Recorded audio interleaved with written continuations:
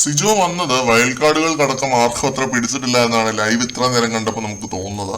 സിജോയോട് അങ്ങനെ ആരും പറഞ്ഞു എന്നല്ല കേട്ടോ പറയുന്നത്. ഓരോരുത്തരുടെ മുഖം കാണുമ്പോൾ അത് നമുക്ക് മനസ്സിലാവും. അവരുടെ ആ മുഖം മാറുമ്പോഴും പിന്നെ നെറ്റി ചുളുക്കുന്നതൊക്കെ കാണുമ്പോൾ കാര്യങ്ങൾ കുറെ രീതിയിലൊക്കെ മനസ്സിലാവും. അതിൽ പ്രധാനിയാണ് അൻസിബ. ലിവിംഗ് റൂമില് സിജോയുടെ പ്രസംഗം കഴിഞ്ഞിട്ട് സിജോയോടൊന്ന് സംസാരിക്കാൻ പോലും നിൽക്കാതെ കിച്ചണിൽ പോയിട്ട് വലിയ കുക്കിംഗ് പരിപാടിയായിരുന്നു അൻസിബ.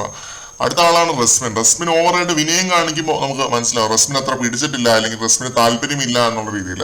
സിജോയോട് ഓവർ വിനയവും സ്നേഹവും ഒക്കെ കാണിച്ചു. സിജോയ്ക്കാണെങ്കിൽ ആകെ മൊത്തം ഒരു ഓക്വേർഡ്നെസ് ആണ്. ഇവൾക്ക് എന്നോട് ഇത്ര സ്നേഹം ഉണ്ടായിരുന്നോ എന്നൊക്കെ ഓർത്ത് കാണും ചിലപ്പോൾ.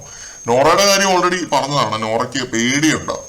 പിന്നെ എനിക്ക് തോന്നിയ മറ്റൊരാളാണ് നമ്മുടെ സായി. സിജോ വരും എന്ന് ഏറ്റവും കൂടുതൽ ആ വീട്ടിൽ പറഞ്ഞത് സായിയാണ്. ആര് വന്നാലും പോയാലും കുഴപ്പമില്ല, സിജോ വന്നാൽ മതി എന്നായിരുന്നു സായിയുടെ സ്റ്റാൻഡ്. പക്ഷെ സിജോ വന്നു കഴിഞ്ഞപ്പോഴത്തേക്ക് സായിക്ക് ആകെ മൊത്തം ഒരു വെപ്രാളം പിടിച്ച വേറെ രണ്ടുപേരാണ് അഭിഷേക് കെ പിന്നെ ജാസ്മിൻ ആണെങ്കിൽ ജിൻഡോ കാക്കയുടെ എന്തോ ഗെയിം അവസാനിക്കും എന്നൊക്കെയാണ് ജാസ്മിൻ അവിടെ പ്രസ്താവന നടത്തുന്നത്. പക്ഷെ ജാസ്മിന് ശരിക്കും പേടിയുണ്ട്. അതേപോലെ അഭിഷേക് കെയ്ക്ക് നല്ല പേടിയുണ്ട്. പിന്നെ വേറെ പലർക്കും തീരെ പിടിച്ചിട്ടില്ല സിജോ കയറിയത്. നമുക്കാണെങ്കിൽ അത്ര പിടിക്കില്ല എന്നുള്ളത് വളരെ സത്യസന്ധമായിട്ട് പറയാം.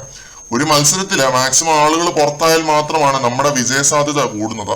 ഒരാൾ പോലും ആ മത്സരത്തിലേക്ക് ആഡ് ഓൺ ആവുന്നത് നമ്മുടെ വിജയത്തെ ബാധിക്കും. അപ്പോൾ സ്വാഭാവികമായിട്ടും നമ്മളും നെറ്റി ചുളുക്കും. അതും വന്ന ആളത്ര സ്ട്രോങ് ആയിട്ട് നമ്മുടെ മുന്നിൽ നിന്ന് വെല്ലുവിളിക്കുമ്പോൾ, ആരുണ്ടടാ എൻ്റെ കൂടെ കളിക്കാൻ എന്നൊക്കെ പറഞ്ഞ് വെല്ലുവിളിക്കുമ്പോൾ പ്രത്യേകിച്ച് നമുക്ക് അങ്ങനെ ഒരു ഫീലിംഗ് തോന്നും.